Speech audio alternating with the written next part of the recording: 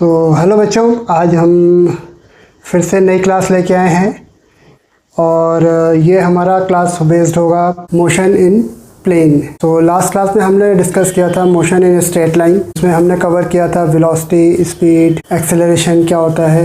तो हम उसी की कंटिन्यूशन में आगे बढ़ते हैं। Already motion in straight line का वीडियो हमारे चैनल पे अवेलेबल है। तो बिफोर वॉचिंग दिस वीडियो तो आई वुड लाइक कि आप वहाँ पे जाओ और उस वीडियो को पहले देखो, ताकि आपको बेसिकली हमारा velocity, acceleration and distance, dimension आदि के बेसिक कंसेप्ट वहाँ से क्लियर होंगे स्ट्रेट लाइन मोशन से। आप इसको कवर करोगे तो हमें आपको चीज़ें ज़्यादा समझ में आएंगी। और कोई भी डाउट होगा तो आप मुझे वहाँ पे भी कमेंट कर सकते हो और हम इस क्लास में भी कवर करेंगे जो अगर आपके डाउट्स हैं वहाँ पे तो ठीक है। तो हम स्टार्ट करते हैं motion in plane.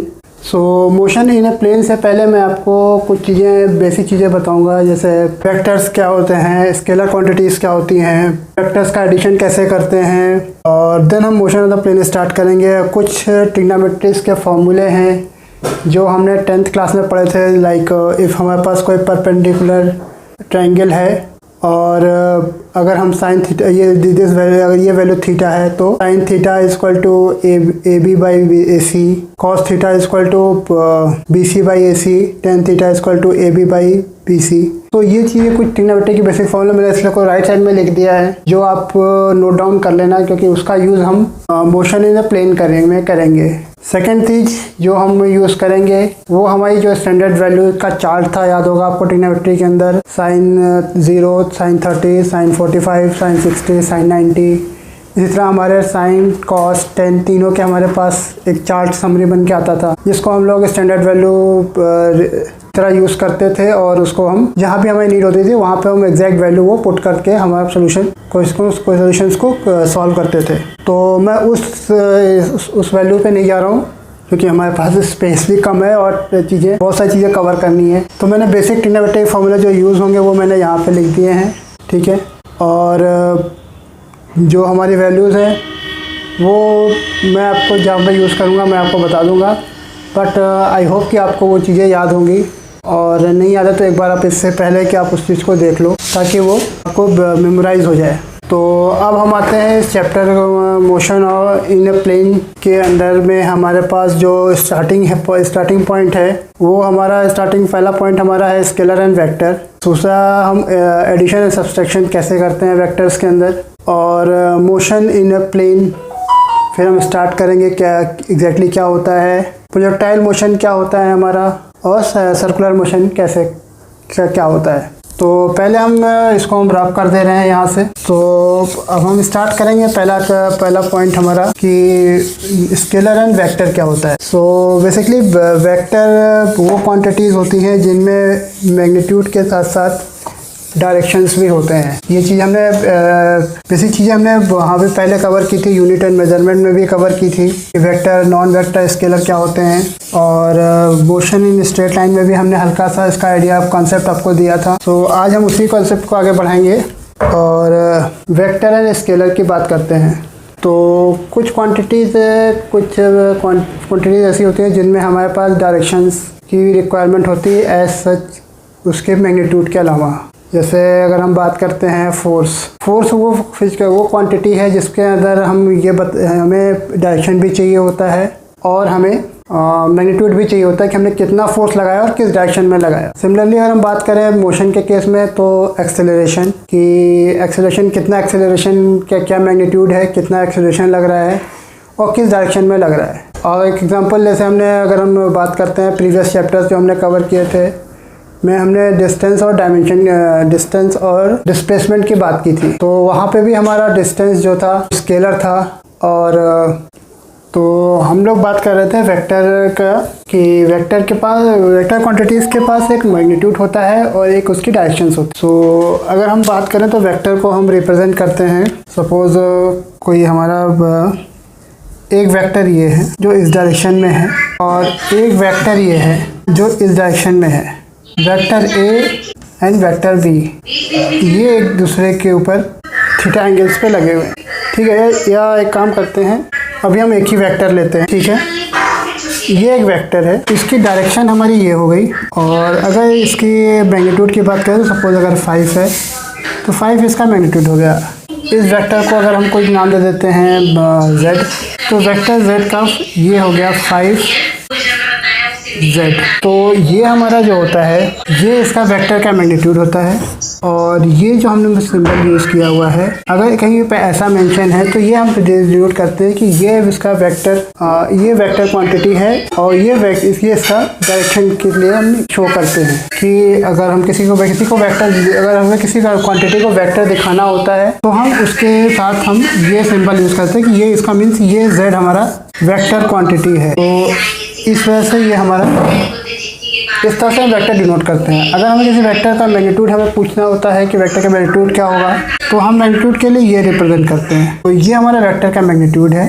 With direction जब हमें इसको डिनोट करना होता है तो हम कुछ इस तरह से डिनोट करते हैं, ठीक है। तो ये तो वेक्टर क्वांटिटीज़ का प्रेजेंटेशन है जो हम करते हैं। और वेक्टर के पास हमने भी डिस्कस किया, वेक्टर क्वांटिटीज़ के पास एक मैग्नीट्यूड होता है और एक उसका डायरेक्शन होता है, ओके। सो इसको हम इरेज कर। अब हम बात करते हैं दो वेक्टर्स की। तो अगर दो वेक्टर्स का एडिशन की बात करें, अगर वेक्टर है तो एडिशन भी होगा, सब्ट्रैक्शन भी होगा। तो अब हम बात करते हैं दो वेक्टर्स की। तो अगर हम दो वेक्टर हैं, सपोज ये O एक पॉइंट है ओरिजिन, एक वेक्टर ऐसे है इस डायरेक्शन में, एक वेक्टर इस डायरेक्शन में है, ठीक है। सो या अब हमें दो वेक्टर हैं, हमें इसको ऐड करना है, ठीक है। ये वेक्टर A है, ये वेक्टर B है। तो हम इसको एडिशन में क्या करते हैं, तो अगर हम ये मान के चलें कि ये हमारा ऐड कैसे होगा, डायरेक्शन भी ऐड होगी। हमें करना क्या है, vector A plus vector B। तो इस केस में वेक्टर एडिशन में हमारे पास डायरेक्शन भी ऐड होती है और हमारी मैग्नीट्यूड भी ऐड होगा। तो वेक्टर B हमारा ये था। एडिशन में क्या होता है कि हम इसी वेक्टर्स को, इस वेक्टर को, एक वेक्टर के हेड को दूसरे वेक्टर के टेल से ऐड करते हैं। तो ये वेक्टर A हमारा ऐसे ऐड हो गया। अब इसका रिजल्टेंट क्या होगा, फर्स्ट वेक्टर की टेल से लास्ट वेक्टर के हेड, ये हमारा C कहलाएगा। तो ये हमारा मतलब कहने का सेंस ये है कि अगर कोई वेक्टर का एडिशन हम कर रहे हैं तो उसका मैग्नीट्यूड भी ऐड होगा और उसका डायरेक्शन भी ऐड होगी। अब अगर कि सपोज ये दो वेक्टर थे हमारे पास, इसको हमें एक दूसरे पर थीटा डिग्री पर थे। तो इससे पहले हम बात कर लेते हैं कि वेक्टर में हम अगर किसी माइनस नंबर्स का या किसी मैग्नीट्यूड में कोई चीज़ मल्टीप्लिकेशन करते हैं तो क्या इम्पैक्ट आएगा। तो इसको भी हम रफ कर दे रहे हैं। सो एक वेक्टर A है जो इस डायरेक्शन में है, ये इसकी वैल्यू 5 है। एक वेक्टर हमारा B है, इसको हमें मल्टीप्लाई करना है। सपोज इसको हमें मल्टीप्लाई करना है किसी स्केलर क्वांटिटी, मल्टीप्लिकेशन करना है किसी स्केलर क्वांटिटी -2। तो ये एक वेक्टर ये हो गया A। और अगर हम बात करें after multiplication, suppose vector B बनता है वो, तो -2 × 5A, तो -10। तो B वेक्टर क्या हुआ, -A मीन्स ये हमारा था। एक वेक्टर हमारा ये है, जब इसमें हमने -2 से मल्टीप्लाई कर दिया स्केलर क्वांटिटी से, तो जो रिजल्टेंट वेक्टर आएगा वो हमारा इस डायरेक्शन में आएगा, ठीक है। बिकॉज ऑफ कि माइनस डायरेक्शन हमारा माइनस शो कर रहा है, ये चूँकि डायरेक्शन वेक्टर क्वांटिटी है तो डायरेक्शन भी काउंट होगा। और ये डायरेक्शन ये हमारा चीज़ मैग्नीट्यूड शो करता है, ठीक है। तो ये हमारा वेक्टर B हो गया। तो इसका मतलब कि हर कोई भी वेक्टर क्वांटिटी होगी, उसमें हम किसी भी स्केलर क्वांटिटी से अगर हम मल्टीप्लाई करेंगे, वो पॉजिटिव भी हो सकता है, नेगेटिव भी हो सकता है। अगर पॉजिटिव होगा तो सेम डायरेक्शन में मल्टीप्लिकेशन, मैग्नीट्यूड का मल्टीप्लिकेशन होगा, डायरेक्शन में कोई चेंज नहीं आएगा। बट अगर हमारा नेगेटिव स्केलर से मल्टीप्लाई करते हैं तो मैग्नीट्यूड तो चेंज होगा ही होगा, साथ में उसकी डायरेक्शन भी रिवर्स हो जाए। तो अब हम बात करते हैं कि तो ये हमारा क्या होता है कि ये स्केलर का मल्टीप्लिकेशन कई बार हमें देखने को मिलता है क्वेश्चंस में। तो कि फिजिकल क्वांटिटी वेक्टर क्वांटिटीज़ है, तो हमने एक्सटर्नल फोर्स या एक्सटर्नल चीज़ों से अप्लाई करके की क्वांटिटी को हमने निगेटिव अप्लाई कर दिया है और पॉजिटिव अप्लाई कर दिया है। तो दोनों हम वेक्टर में आगे बढ़ते हैं।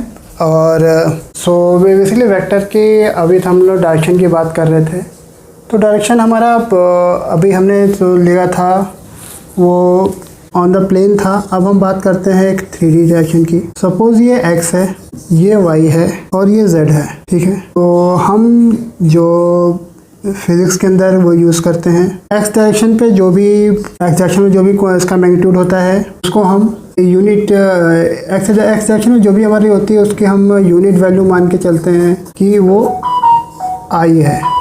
y डायरेक्शन पे j है और z डायरेक्शन पे k है। तो अगर हमारा कोई वेक्टर है जो कि जिसके पास तीनों मैग्नीट्यूड हैं, सपोज ऐसे कोई वेक्टर है जिसके पास x डायरेक्शन की वैल्यू भी है और y डायरेक्शन की वैल्यू भी है और z डायरेक्शन की वैल्यू भी है, तो ये अगर वेक्टर क्वांटिटी है, इसको सपोज इसको मैं a मान लेता हूँ। a को हम कैसे रिप्रेजेंट करेंगे एज ए वेक्टर क्वांटिटी के लिए? तो a is equal to 5i plus 7j plus 4k, ठीक है। तो ये हमारा रिप्रेजेंटेशन है जो कि वेक्टर एग्जैक्टली हमारा क्या होता है। सपोज अगर हम एक रूम की बात करते हैं, क्लासरूम की बात, उसमें हमारे पास 3 डायमेंशन होता है। 3 डायमेंशन में एक इसका x डायरेक्शन होगा, एक y होगा, एक z होगा। अगर हम उसका डायगोनली कोई फोर्स या कोई भी वेक्टर क्वांटिटी हम प्लेस करते हैं इस पोजीशन पे या इस उस पे जिसका वो कोऑर्डिनेट्स हमारे 5, 7 और 4 हैं, तो वो वेक्टर क्वांटिटी है। तो उसको हम मैथमेटिकली फॉर्म में कैसे रिप्रेजेंट करते हैं?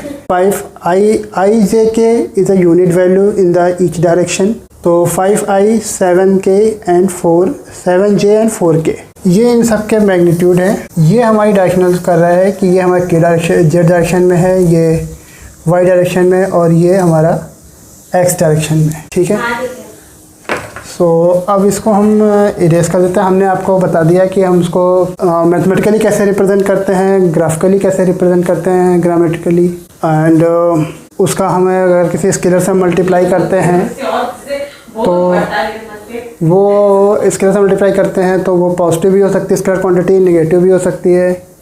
तो उसकी अगर नेगेटिव है तो वो नेगेटिव डायरेक्शन में उसका डायरेक्शन चेंज होगा as well as the magnitude.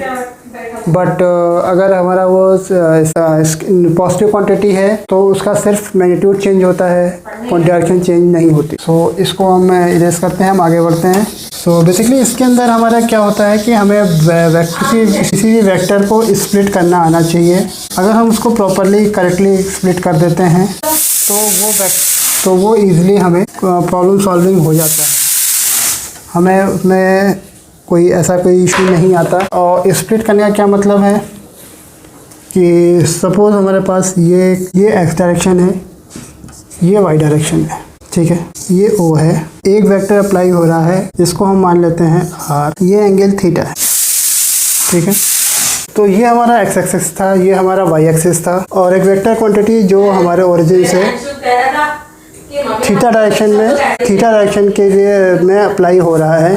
और चूँकि अब हमें क्या होता है इस वेक्टर को स्प्लिट करना है x एंड y डायरेक्शन में क्या क्वांटिटी, क्या मैग्नीट्यूड अप्लाई हो रहा है, ठीक है। तो अगर हम बेसिकली याद करें अपना 10th का ट्रिग्नोमेट्री, तो ये हमारा 90 डिग्री है। ये अगर 90 डिग्री है तो हम 90 परपेंडिकुलर जो ट्रायंगल की प्रॉपर्टी होती है हम उसको इस वाले में अप्लाई कर सकते हैं, तो हमें ये डायरेक्शन मिल जाएगी, ये डायरेक्शन मिल जाएगी। तो ये क्या होता है, अगर इसकी हम बात करें साइन थीटा ये डायरेक्शन डिवाइडेड बाई ये r, तो अगर इसको हम a मान लेते हैं, ये b, तो ab divided by ab divided by oa, this divided by this, ये हमारा हो गया साइन थीटा, ठीक है।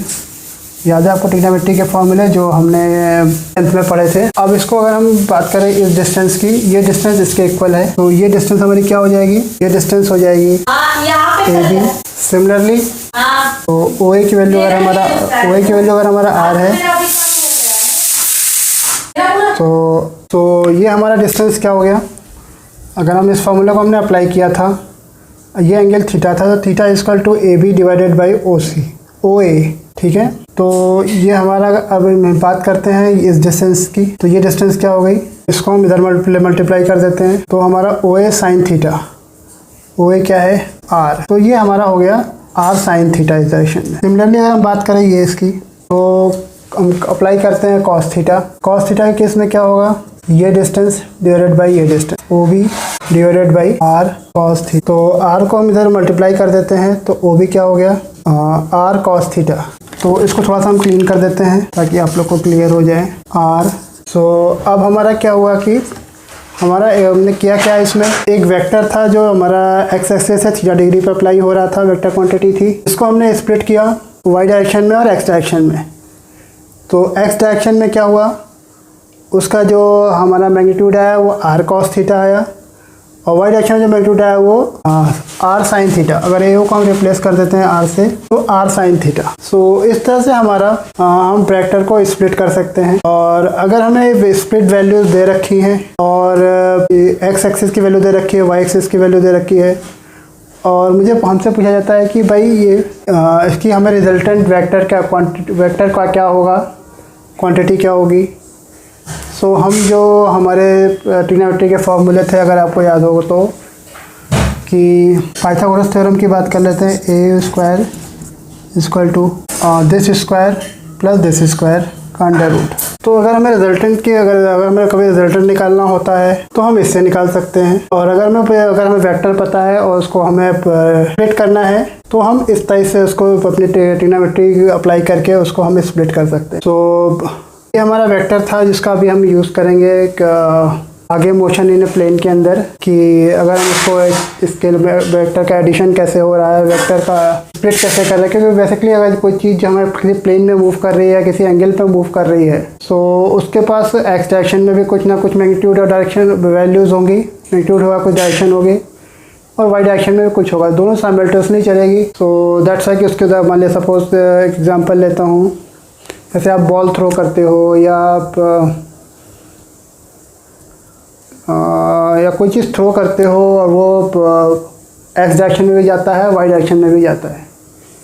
तो हमें इस टाइप के जो मोशन हो रहे हैं, जो प्लेन में मोशन हो रहे हैं, जो एक्स डायरेक्शन वाई डायरेक्शन दोनों में साइमल्टेनियसली मोशन हो रहे हैं, हम उसको स्टडी करने के लिए हमें वेक्टर का स्प्लिट मोशन पता होना चाहिए, वेक्टर का एडिशन पता होना चाहिए, वेक्टर का कोई चीज़ उस पर अप्लाई हो रही है एक्सटर्नल तो क्या चीज़ें इम्प्लीमेंट होंगी, और पॉजिटिव भी हो सकता है, नेगेटिव भी हो सकता है। तो हम लोग ने वेक्टर के जो वेक्टर से जितनी चीज़ें हमें यूज़ होनी है, क्योंकि वेक्टर का टॉपिक बहुत बड़ा है, तो जितनी चीज़ें हमें जो मोशन इन प्लेन में यूज़ होनी है उतनी मैंने यहाँ पे आप लोग को आज बता दिया है। जो ट्रिग्नोमेट्री यूज़ होनी थी वो मैंने यहाँ पर लिख दिया है, ठीक है। बेसिकली प्लेन के अंदर हमारे पास साइन कॉस थीटा की यूज़ होगा, साइन, और पाइथागोरस थ्योरम में मेनली 80 to 90% जगह पे पाइथागोरस थ्योरम यूज़ होती है।